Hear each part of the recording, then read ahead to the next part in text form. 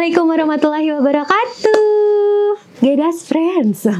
Kali ini Masya Allah ini hari ketiga, merenya hari ketiga puasa, bener gak? Mungkin ada yang berhalangan, ada yang enggak, tapi ya bismillah aja ya, semua bisa kita lakukan.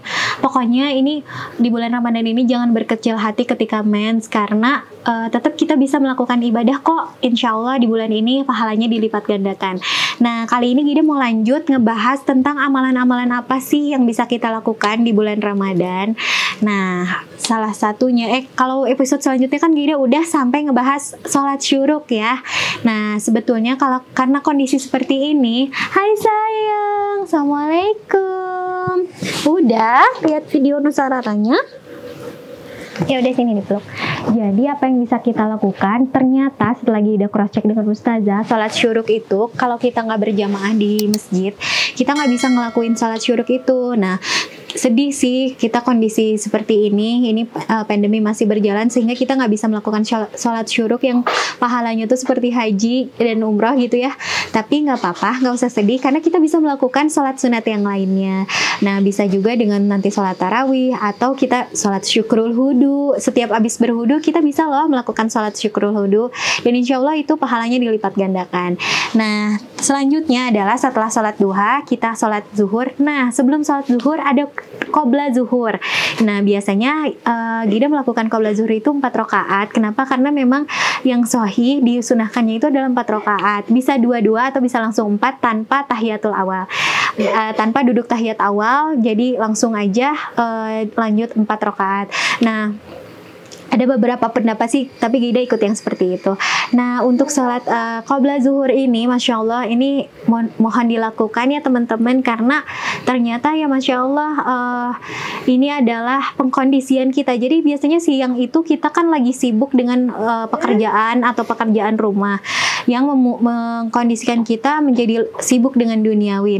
Nah, jadi sholat qobla zuhur itu lebih baik dilakukan karena mengkondisikan kita agar pas sholat zuhur itu kita bisa fokus, kita bisa all out untuk khusyuk gitu. Nah, terus udah gitu kita lanjut sholat zuhur. Mudah-mudahan kita bisa menjaga berjamaah ya, karena itu pahalanya itu banyak sekali ketika berjamaah, 27 derajat gitu. Bisa berjamaah dengan suami ketika nggak ke masjid ya, atau bisa berjamaah dengan karyawan kita atau dengan anggota keluarga lainnya gitu. Dan anak-anak juga jangan lupa diajakin, karena walaupun mereka masih main-main sholatnya atau belum benar, tapi mereka melakukan pembiasaan di usia dini gitu. Ada juga dua sholat ba'da zuhur gitu. Itu juga lebih baik dilakukan. Dan satu lagi sebetulnya yang tidak kelewat adalah jangan lupa bersedekah, dan bersedekah ba'da subuh itu the best gitu kan. Sebetulnya bersedekah bisa kapan aja, tapi kalau ba'da subuh itu jadi memulai hari dengan sedekah itu tuh beda deh rasanya. Pagi itu rasanya tuh lebih tenang, terus lebih empati, lebih menenangkan, dan mudah-mudahan menolak bala atau azab di hari itu gitu. Nah, selanjutnya kita sholat asyar berjamaah dilanjut dengan baca al-masyurat. Al-masyurat itu, zikir masyurat itu bisa dibaca pagi dan petang. Kalau pagi itu untuk melindungi kita dari pagi hingga sore, dan kalau kita baca di sore hari melindungi kita dari sore hingga pagi lagi gitu. Jadi mudah-mudahan kita bisa baca terus istiqomah, karena itu Masya Allah isinya tuh melindungi kita dari bala musibah, dari rasa malas, memuji Allah terus, istighfar juga. Wah, Masya Allah, melindungi kita dari mara bahaya. Itu benar-benar the best. Jangan sampai ketinggalan ya. Terus sholawat juga kita bisa banyak. Jadi kalau misalnya kita lagi beberes atau lagi ngajarin anak atau lagi olahraga, jangan nganggur nih telinga, langsung setel aja murotal. Mungkin kita masih mendengar musik, mudah-mudahan frekuensi musiknya lebih sedikit, tapi kita perbanyak dengan murotal. Jadi musik tuh selingan aja supaya nggak bosen ya, namanya juga manusia biasa.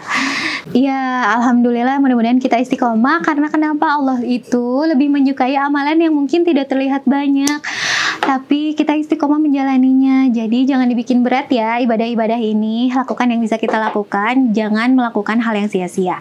Gitu aja, sampai bertemu di episode selanjutnya. Wassalamualaikum warahmatullahi wabarakatuh.